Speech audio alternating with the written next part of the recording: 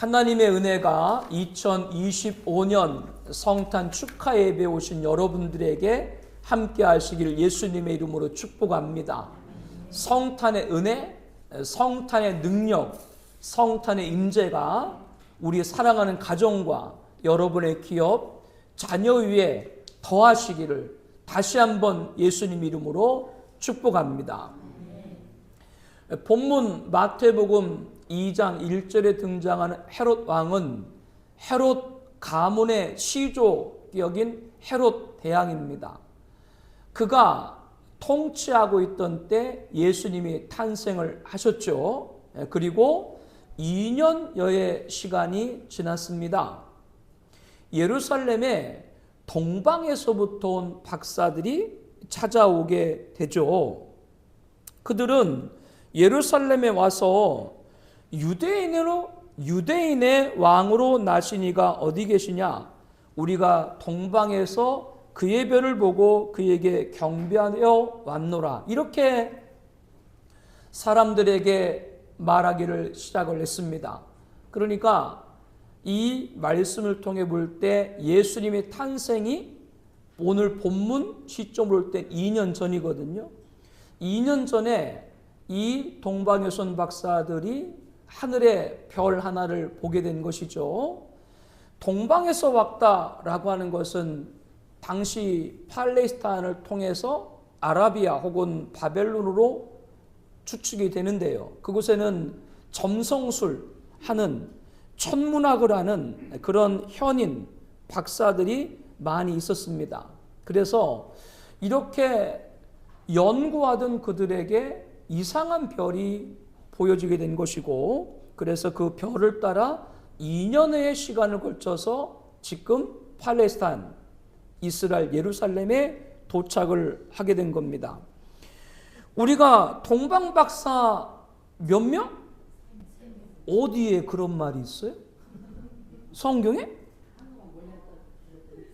성경에 세 사람이란 말이 없죠. 그런데 여러분이 지금 말씀을 하신 것처럼 이들이 가져온 선물을 볼 때 세 가지죠. 그래서 세 사람이었다. 그렇게 우리들이 알고 있습니다. 전승에 의하면 이 세 사람은 멜카이어, 벨세사르, 가스파인데 이들이 나중에 훗날에 예수님의 제자인 도마에게 세례를 받았다. 그렇게 전승에는 전해져 오고 있습니다. 이 동방에서 온 박사들이 유대인의 왕으로 나시니가 어딨냐 찾는다는 말을 듣고 헤롯과 예루살렘은 크게 소동이 났습니다. 그것은 예루살렘에게 있어서는 자신들이 그토록 기다리던 메시아가 왔나 보다. 이로 인해서 소동이 난 것이고요. 헤롯 입장에서는 그는 태어날 때부터 자기가 유대인이 아닌 에돔 사람이라고 하는 그런 혈통적인 약점을 항상 갖고 있었고, 그로 인해서 자기가 언제 권자에서 축출될지 모르는 그런 불안과 두려움이 있었거든요. 그런데 유대인의 왕이 오셨다라는 말을 듣고 크게 경계를 하고 자기 자리에 위험을 느끼게 된 것이죠. 그래서 그 예루살렘에 있는 대제사장과 백성의 서기관들을 모아가지고 그리스도가 어디서 태어나느냐 이렇게 물었어요. 그랬더니 유대 베들레헴이 이는 선지자로 기록된 바다라고 하면서 구약 미가서 5장 2절을 인용을 했죠. 이에 헤롯이 가만히 박사들을 불러가지고 별을 나타난 때, 별을 처음 본 때를 자세히 물었어요. 그러니까 성경에는 기록되지 않지만 2년 전이라고 얘기를 했겠죠. 그리고 나서 이 헤롯이 박사들에게 그 찾는 일을 나도 찾아가서 경배할 것이니까 꼭 만나게 되면 나한테 고하라. 그게 진정으로 하는 말이에요? 아니면 음모를 갖고 하는 말이에요? 음모를 갖고 그 이를 찾게 되면 자기가 죽이고자 했던 것이죠. 박사들이 헤롯 왕을 만나고 나서 나오고 나니까 자신들이 동방에서 왔던 별이 문득 앞에서 인도하기를 시작을 하는 겁니다. 그리고 아기가 있는 곳 위에 머물러 서 있었습니다. 박사들은 별을 보고 매우 기뻐하고 기뻐했다. 이렇게 오늘 본문에 말씀을 하고 있죠. 집에 들어가 그 아기와 그의 어머니 마리아가 함께 있는 것을 보고 엎드려 아기에게 경배하고 보배압을 열어서 왕권을 상징하는 황금과 금은 좋죠. 100만 원이래요. 금이 한도네. 왕권을 상징하는 황금과 신성, 사제를 상징하는 유황과 순환과 죽음, 부활을 상징하는 모략을 예물로 드립니다. 그리고 꿈속에 절대로 헤로데에게 다시 가지 말라 그 지시를 받고 다른 길로 돌아서 고국으로 가게 되죠. 요셉과 마리아는 동방 박사들로부터 예수님이 경배와 예물을 받는 것을 보고 2년 전 가브리엘 천사를 통해서 들었던 소식을 떠올렸을 것입니다. 요셉은 마태복음 1장 20절에 이렇게 이야기가 기록되어 있습니다. 이 일을 생각할 때는 자기가 약혼한 마리아가 임신을 했다는 것을 알게 됐을 때 주의 사자가 현몽하여 이르되 다윗의 선 요셉아 내 아내 마리아 데려오기를 무서워하지 말라. 그에게 잉태된 자는 성령으로 된 것이라. 아들을 낳으리니 이름을 예수라 하라. 이는 그가 자기 백성을 그들의 죄에서 구원할 자이심이라. 이 모든 일이 된 것은 주께서 선자로 하신 말씀을 이루려 하심이니 이르시되 보라 처녀가 잉태하여 아들을 낳을 것이요 그의 이름은 임마누엘이라 하리라 하셨으니 이를 번역한즉 하나님이 우리와 함께 계시다 함이라. 요셉이 잠에서 깨어나 일어나 주의 사자의 분부대로 행하여 그의 아내를 데려왔으니 아들을 낳기까지 동침하지 아니하더니 나음의 이름을 예수라 하니라. 또한 마리아에게도 가브리엘 천사가 나타났죠. 누가복음 2장 30절 말씀입니다. 1장 30절 말씀입니다. 천사가 이르되 마리아여 무서워하지 말라. 내가 하나님께 은혜를 입었느니라. 보라 내가 잉태하여 아들을 낳으리니 그 이름을 예수라 하라. 그가 큰 자가 되고 지극히 높으신 이의 아들이라 일컬어질 것이요 주 하나님께서 그 조상 다윗의 왕위를 그에게 주시니 영원히 야곱의 집을 왕으로 다스리실 것이며 그 나라가 무궁하리라. 마리아가 천사에게 말하되 나는 남자를 알지 못하니 어찌 이 일이 있으리까. 천사가 대답하여 이르되 성령이 내게 임하시고 지극히 높으신 이의 능력이 너를 덮으시리니 이러므로 나실 바 거룩한 이는 하나님의 아들이라 일컬어지라. 보라 내 친족 엘리사벳도 늙어서 아들을 배었느니라. 본래 임신하지 못한다 알려진 이가 이미 6달이 되었나니 대저 하나님의 모든 말씀을 능하지 못하심이 없느니라. 마리아가 이르되 주의 여종이 오니 말씀대로 내게 이루어지다 하매 천사가 떠나가니라. 요셉과 마리아는 2년여 전 방금 우리가 합독한 그 말씀을 천사로부터 듣고 이제 2년이 지나서 동방박사를 만나 자신들이 천사를 통해 고지받았던 그 말씀이 더욱더 분명한 것을 더욱더 확신을 하게 됐던 것이죠. 그리고 감사하고 기뻐하며 구원자 예수님의 육신의 부모로서 택한 사명을 자신의 일생을 위해 드리는 그런 자리가 되었던 것이죠. 오늘 성탄절의 첫 번째 메시지입니다. 마리아와 요셉은 어떤 사명을 오늘 본문을 통해서 더 확인하고 확신하게 됐다고요? 예수님의 육신의 부모로서의 역할을 사명으로 알았어요. 오늘 성탄절 첫 번째 메시지입니다. 사랑하는 성도 여러분 이 땅에 보내신 하나님의 뜻을 아는 사명을 아는 여러분 되실 축복합니다. 예수님께서도 이 세상에 오신 것은 아버지 하나님의 뜻인 십자가의 대속을 위해서 오신 줄로 믿습니다. 그 사명을 이루신 것이죠. 우리에게도 주신 귀한 사명을 이 시간에 여러분들이 다 찾고 성령의 감동을 따라 깨닫는 은혜가, 그리고 결행하는 여러분 되시기를 다시 한번 주의 이름으로 권면합니다. 마태복음 2장 13절 말씀에 보니까요, 그들이 떠난 후에 주의 사자가 요셉에게 현몽하여 이르되 헤롯이 아기를 찾아 죽이려 하니 일어나 아기와 그의 어머니를 데리고 애굽으로 피하여 내가 내게 이르기까지 거기 있으라 하시니 요셉이 일어나서 밤에 아기와 그의 어머니를 데리고 애굽으로 떠나가라.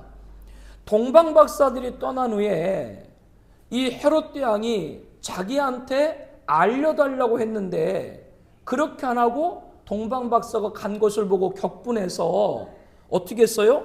그 동네에 아이들을 다 죽이라 라고 하는 끔찍한 명을 내렸죠. 그래서 하나님께서는 어떻게 한 거예요? 꿈의 천사를 통해서 현몽을 해가지고 헤롯이 아기를 죽이려고 하니까 어디로 가서 피신해 있으라? 애굽으로 가서 피신해 있으리라, 이렇게 알려준 거예요. 그래서 요셉은 아내와 아기 예수님을 데리고 애굽으로 길을 떠나게 됩니다. 이제 시간이 4년 후가 됐습니다. 헤롯이 사망을 했어요. 이때 주의 사자가 애굽에서 요셉에게 현몽했습니다. 다시 꿈에 나타나서 일어나 아기와 그의 어머니를 데리고 이스라엘 땅으로 가라. 아기의 목숨을 찾던 자들이 죽었느니라.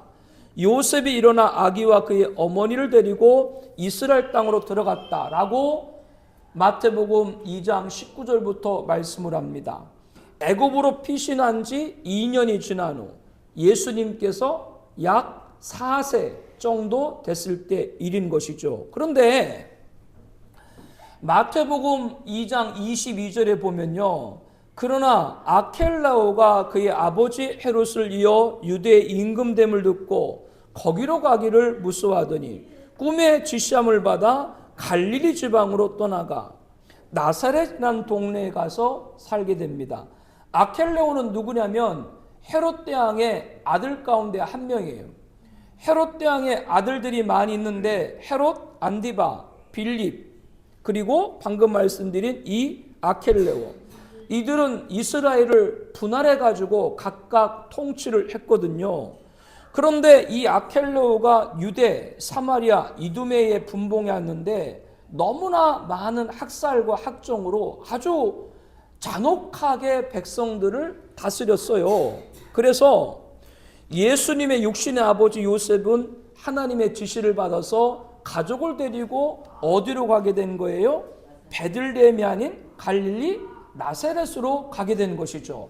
그래서 예수님이 그때부터 어디서 자라게 되신 거예요? 나사렛에서 자시게 된 겁니다. 예수님이 탄생한 곳은 어디입니까? 베들레헴이죠.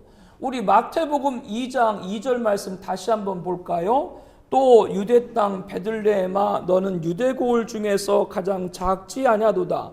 내게서 한 다스린 자가 나와서 내 백성 이스라엘의 목자가 되리라. 구약 미가서 5장 2절을 인용한 겁니다. 예수님이 태어나신 베들레헴은 유대에 있는 여러 성읍 가운데도 가장 어떤 고을? 작은 고을이다. 그리고 예수님이 자라신 나사렛에 관해서도 마태복음 2장 23절에 보게 되면 나사렛 동네에 가서 사니 이는 선제로 하신 말씀에 나사렛 사람이라 칭하리라 하심을 이루려 함이라. 이것은 구약 이사야 11장 1절 말씀을 인용한 거거든요. 우리 함께 볼까요? 이새의 줄기에서 한 싹이 나며 그 뿌리에서 한 가지가 나서 결실할 것이요. 그런데 이사야 11장 1절 말씀에 나사렛이란 말이 있어요, 없어요? 없죠. 그런데 이 구절에 한 가지라고 하는 게 나오죠. 이것이 히브리어로 넷제르입니다. 넷제르는 가지, 순, 자손을 뜻해요. 이 넷제르와 넷제레트는 한 어원인데 넷제레트 그러면 나사렛에 거주하는 사람, 그런 뜻입니다. 다윗의 할아버지 이새의 줄기에서 한 싹이 뿌리에서 났는데 그 가지가 누구예요? 나사렛 사람이고 누구를 가리키는 거예요? 예수님. 그렇기 때문에 성경에는 예수님이 태어날 곳이 어디고? 베들레헴이고, 예수님이 자라실 곳이 어디고? 나사렛이고 이것까지도 우리에게 말씀해 주고 계신 것이죠. 예수님이 태어난 베들레헴은 앞서 말한 대로 이스라엘의 여러 성읍 가운데도 가장 작은 골입니다. 예수님이 자라신 나사렛도 싹 가지 순이라는 연약하고 보잘것없는 의미가 있습니다. 나사렛 동네는 당시에도 빈촌이었고 제가 이스라엘 갔을 때 들렸었거든요. 나사렛. 지금도 나사렛은 가난한 분들, 서민들이 모여 사는 곳이고 이방 땅과 가까워 가지고 유대인들은 이 땅을 나사렛을 이방으로 부르기도 했어요. 그래서 나사렛에서 무슨 여러분도 누가 마음에 안 들면 뭐라 그래? 저 사람에게서 무슨 자기 얘기하는 건 아니죠. 나사렛에서 무슨 선한 것이 날 수 있겠니? 이렇게 조롱과 멸시의 대상이 나사렛이 대명사로 쓰이는 그런 것을 성경을 통해서도 볼 수 있죠. 이렇게 예수님은 탄생지나 선장지나 특별히 내세울 만한 것이 없습니다. 심지어 마국간에서도 말 먹이통인 구유에 누이셨죠. 이것은 화려한 왕궁에서 태어나는 세상의 왕들과 다른 점입니다. 전혀 저런 곳에서 인류의 구원자, 만왕의 왕이 오실 수 있을까? 이렇게 생각되는 곳에서 주님이 오신 것이죠. 우리 교회에서 위대한 사람이 나올 수 있을까? 에게게? 이게 뭐야? 뭐 사랑방도 아니고 모르지? 하나님의 역사는 어떨지요? 이것을 우리들에게 어떻게 적용을 해야 됩니까? 고린도전서 1장 26절에 말씀합니다. 형제들아 너희를 부르심을 보라. 육체를 따라 지혜로운 자가 많지 아니하며 능한 자가 많지 아니하며 문벌 좋은 자가 많지 아니하다. 그러나 하나님께서 세상에 미련한 것들을 택하사 지혜 있는 자들을 부끄럽게 하려 하시고 세상에 약한 것들을 택하사 강한 것들을 부끄럽게 하려 하시며 하나님께서 세상에 천한 것들과 멸시받는 것들과 없는 것들을 택하사 있는 것들을 폐하려 하시나니 이는 아무 육체도 하나님 앞에서 자랑하지 못하게 하려 하심이라. 여러분에게 어떤 열등의식이 있나요? 좀 있기도 있을 것 같아. 항상 저를 보잖아. 저 같은 비주얼이 뭐 맞나? 그런 열등의식이 여러분에게 있을지도 모르고 나도 알고 있어. 스스로 착각이라는 거. 그 착각도 하면서 살아야 되지. 내가 잘났다 그렇게 생각하면 살아요. 여러분 혹시 무슨 출신이라든가 학벌이라든가 이력이라든가 외모라든가 능력 내세울 것이 없어가지고 열등의식이 있나요? 열등의식을 가질 필요도 없을 뿐더러 내세울 게 없더라도 하나님의 부르심을 확신하길 바랍니다. 이게 중요한 거예요. 하나님이 나를 사용하고 있다고 하는 걸 확신하길 바랍니다. 베들레헴 여러 성읍에서도 가장 작은 곳, 나사렛 가장 어려운 분들이 사는 빈촌, 그곳에서 하나님은 인류의 구원자를 태어나게 하시고 자라나게 하신 것이죠. 오늘 저와 여러분들이 어떤 열등의식 가질 필요도 없고 내세울 게 없더라도 하나님이 여러분을 부르시고 사용하고 계시다. 이것이 오늘 성탄절 메시지 두 번째 말씀입니다. 여러분을 통해서 하나님을 나타내는 줄로 믿습니다. 이게 얼마나 감사해요. 이게 성탄의 메시지 오늘 두 번째 우리가 상고하는 거예요. 그러므로 이 확신이 있는 사람은 고린도전서 1장 30절 앞에 말씀 위에 있나요? 모니터에? 1장 30절이요? 함께 보겠습니다. 너희는 하나님으로부터 나서 그리스도 예수 안에 있고 예수는 하나님으로부터 나와서 우리에게 지혜와 의로움과 거룩함과 구원함이 되셨으니 기록된 바 자랑하는 자는 주 안에서 자랑하라 함과 같게 하려 함이라. 어디서 자랑하라고요? 주 안에서 자랑하라. 고린도후서 10장 8절에도 우리들이 주님을 자랑하는데 주님을 자랑하는 건 지나치게 자랑해도 부끄럽지 않다. 그러니까 우리들은 누구의 자랑이 되는 거예요? 그러니까 이전 목사처럼 자기가 뭐 조금 잘생겼다고 자기 이렇게 추면 안 된다 그 얘기를 하는 것이죠. 누구를 자랑하라고요? 주님을. 그래서 사도 바울은 방금 우리가 봉독한 말씀을 통해서 주님을 자랑하는 것이 그의 일생이었죠. 그러므로 주님을 자랑하는 그에게 중요한 건 주님을 자랑하는 그에게 주님이 능력을 주신 줄로 믿습니다. 이게 오늘 성탄절 세 번째 말씀이에요. 주님을 자랑하면 주님의 능력이 나타나요. 여러분 어떤 능력을 구하세요? 주님을 자랑하세요. 왜 주님을 자랑하면 주님의 능력이 나타납니까?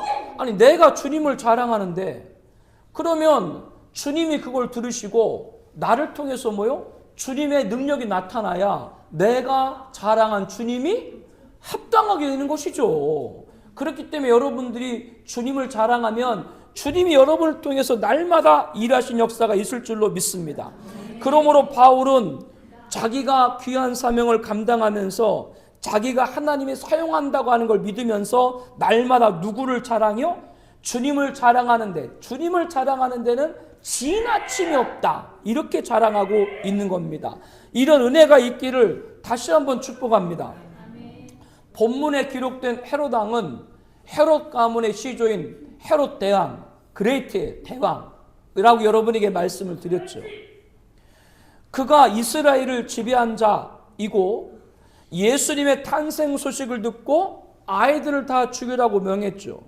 그가 죽고 난 뒤에 아들들 아켈라오, 헤롯 안디바, 빌립, 그 아들들에게 나라를 분할해서 통치하도록 물려줬어요. 아켈라오는 폭정을 일삼고 요셉과 마리아가 그것을 피해서 애굽으로 가게 만들었죠. 그렇죠? 그리고 나중에 또 나사렛으로 가게 되고요. 헤롯 안디바는 세례 요한을 살해하고 예수님을 신문하고 실용한 후 빌라도에게 넘겨져 십자가형에 처하도록 했던 인물입니다. 헤롯 대왕의 손자 헤롯 아그리파 1세는 초대교회를 핍박하고 사도 야고보를 참수했습니다. 헤롯 대왕의 증손자 아그리파 2세는 바울의 무죄를 간파했지만 바울이 가이사에게 호소했다고 석방하지 않았습니다.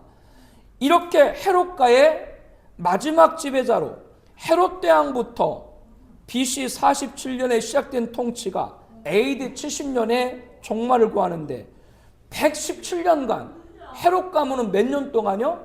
117년 동안 영화를 누렸습니다. 그러나 그 영화를 누린 117년 동안 대대에 걸쳐서 주님과 제자와 교회를 핍박하는 데 앞장섰죠. 세상의 영화와 주님을 대적하는 데 맞바꾼다? 이건 있어서는 안 돼요. 그럼 이것을 통해서 우리들은 어떻게 됩니까? 너희가 섬길 자를 오늘 택하라. 오직 나와 내 집은 여호와를 섬기겠노라. 여호수아 24장 15절 말씀 다 아시죠? 오직 너와 내 집은 누구를 섬기겠느냐? 여호와를 섬기겠느라. 우리는 이런 가문이 될 줄 믿습니다. 주 예수를 믿으라. 그리하면 너와 내 집이 구원을 얻으리라. 사도행전 16장 31절이죠. 그러면 이렇게 주님을 섬기는 그 가문에 하나님이 어떤 복을 주시나요? 신명기 6장 5절입니다. 너는 마음을 다하고 뜻을 다하고 힘을 다하여 내 여호와를 사랑하라. 오늘 내가 내게 명하는 이 말씀을 너는 마음에 새기고 내 자녀에게 부지런히 가르치며 집에 앉았을 때든지 길을 갈 때든지 누워있을 때든지 일어날 때든지 이 말씀을 강론할 것이며 너는 또 그것을 내 손목에 메어 기호를 삼으며 내 미간에 붙여 표로 삼고 또 내 집 문설주와 바깥문에 기록할지라. 하나님을 섬기는 가문이 되라라는 말씀이거든요. 오직 예수를 믿는 가문, 이것이 성탄의 능력이 나타나는 그런 가문 될 줄로 믿습니다. 오늘 우리 사랑하는 가족들, 특별히 우리 자녀들이, 저는 우리 자녀들을 위해서 기도 많이 하고 있는데 왜 설교 빨리 끝내라고요? 아니 자꾸 뒤에서 이러길래 설교를 끝내라는 얘기인 줄 알았어요. 왜 그리고 빨리 끝내 그냥 맞춰요? 저는 자녀를 위해서 기도를 많이 하고 있는데 누가 자꾸 주무셔가지고 내가 좀 이 얘기를 하는 거예요. 그 옆에 보면 어떻게 자기 얘기인데 그 기도를 많이 하고 있는데 특별히 우리 자녀들이 예수님이 전부가 되게 하여 주시옵소서. 그 가문이 되어야 돼요. 이게 오늘 성탄절 헤롯 가문 쭉 말씀드렸죠. 117년의 영화를 주님을 대적하는 걸로 그렇게 맞바꿔. 그러니까 지금 2000년이 넘었는데도 이지연 목사 입에서 뭐가 증거돼요? 헤롯 가문은 그렇게 하나님을 대적한 가문이다. 이렇게 말이 증거되잖아요. 우린 그게 아니라 대대 여호와를 섬기는 그런 가문으로 증거되길 축복합니다. 그러면 이렇게 하나님만을 섬기는 가문은 하나님께서 어떻게 복을 주실까요? 신명기 6장 10절부터 말씀합니다.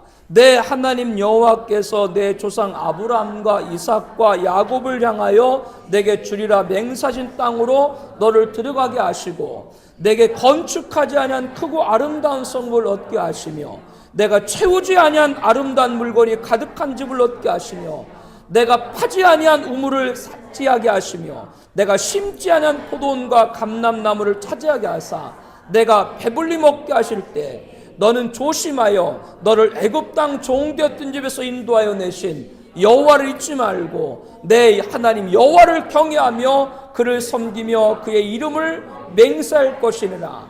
우리가 합독한 봉독의 이 모든 축복의 말씀이 여호와를 섬기는 예수 그리스도가 전부인 가정 가문에게 임한 줄로 믿습니다. 이게 오늘 성탄 메시지 5번째 말씀입니다. 이런 은혜가 있기를 다시 한번 예수님의 이름으로 축복합니다.